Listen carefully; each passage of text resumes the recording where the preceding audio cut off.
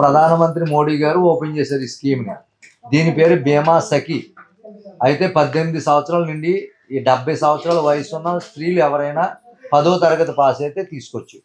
దీని కండిషన్ ఏంటంటే ప్రతి సంవత్సరం నెలకి 7,000 రూపాయలు ఇస్తారు. మొదటి సంవత్సరం, రెండో సంవత్సరం 6,000 ఇస్తారు, మూడో సంవత్సరం 5,000 ప్రతి నెల ఇస్తారు. ఇది ఇచ్చడానికి కండిషన్ ఏంటంటే ప్రతి నెల ఒక పాలసీ చేయాలి. 24 పాలసీలు చేయాలి సంవత్సరంలో. 10వ తరగతి పాస్ అయితే చాలు అంతే. రెండో విషయం ఏంటంటే ఒక పాన్ కార్డు ఉండాలి. మీకు వయసు 18 ఏళ్ళు ఉండాలి, 70 సంవత్సరాలు దాటకూడదు. ఈ కండిషన్స్ అంతే, అంతకంటే ఏమీ కండిషన్స్ అయితే ఏమీ లేవు. అయితే ఈ యొక్క పాలసీలకి వచ్చే కమిషన్ కాకుండా మీకు స్టైఫండ్ అన్నది అడిషనల్గా వస్తుంది.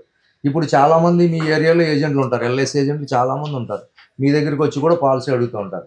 వాళ్ళకి మీరు కట్టే పాలసీ మీద మొదటిసారి 25%, రెండో సంవత్సరము 7.5, మూడో సంవత్సరం 7.5, నాలుగో సంవత్సరం 5% చెప్పిన వాళ్ళు మీరు కట్టినంతకాలం వాళ్ళకి కమిషన్ వెళ్తూ ఉంటుంది. అంటే ఇది కమిషను పాత ఏజెంట్కి ఎలా ఉందో మీకు అదే ప్యాటర్న్. అయితే మీకు వాళ్ళకి తేడా ఏంటంటే మీకు అన్నది ఈ స్టైఫండ్ స్కీమ్.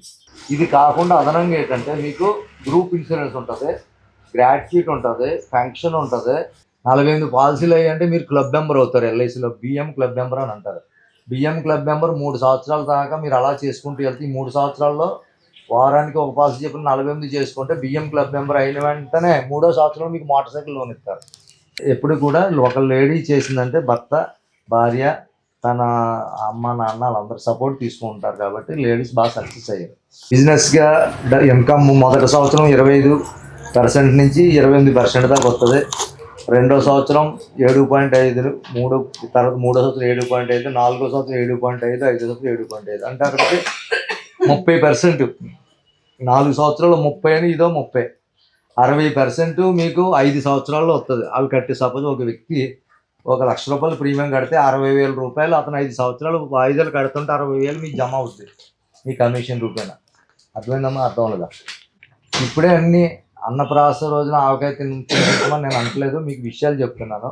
ఇందులో ఉన్న బెనిఫిట్స్ ఒకటి కెరీర్ పరంగా డెవలప్మెంట్ అసలు అవ్వచ్చు, ఎల్ఐసి పరంగా హెచ్టీ ఇన్కమ్ కూడా సంపాదించుకోవచ్చు. అమ్మ ఖచ్చితంగా ఆల్మోస్ట్ ఫిబ్రవరి లాగా ఈ స్కీమ్ క్లోజ్ అవుతుంది. అంచేత ఆల్ ఓవర్ ఇండియా అసలు మీకు ఆశ్చర్యం ఏంటంటే ఈ రవి ఫౌండేషన్ ఎంత అదృష్టం ఈ ఏరియాలో ఉండడం.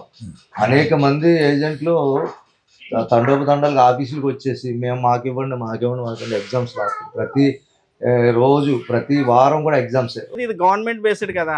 అసలు ఎందుకు మరి స్టైఫండ్ 7,000 ఎందుకు ఇవ్వాలంటే మహిళల్లో చాలా శక్తి ఉంది, ఆ శక్తి సరిగా ఉపయోగించట్లేదు. ఆ శక్తి కూడా ఉపయోగిస్తే దేశం బాగుపడుతుంది అని ఉద్దేశం. దీని వెనకాల దేశాన్ని బాగు చేయాలని ఆలోచన ఉంది.